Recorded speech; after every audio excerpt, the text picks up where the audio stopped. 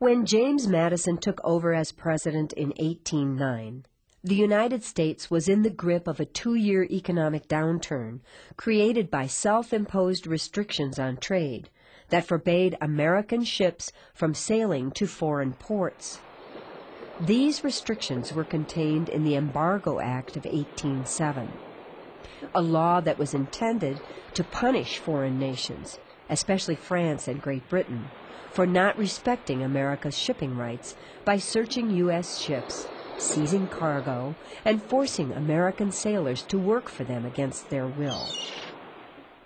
This graph, depicting changes in U.S. exports from 1805 to 1812, clearly shows what happened as a result of U.S. trade restrictions.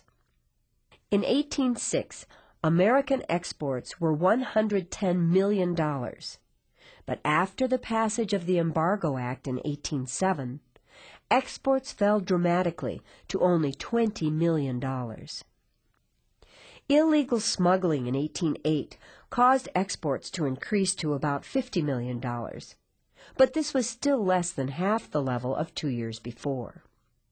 Right after taking office, President Madison acted to loosen the restrictions on trade, restrictions that had caused American ships to sit idle and U.S. goods to pile up in warehouses. So, still hoping to force France and Britain into ending their interference, a new law was enacted that permitted American ships to trade with all foreign nations except for these two. Unfortunately, the new law, called the Non-Intercourse Act, was no more successful at halting British and French interference with American shipping than the Embargo Act had been. Not only that, under the new law, U.S. exports failed to increase, and the nation's economy continued to suffer.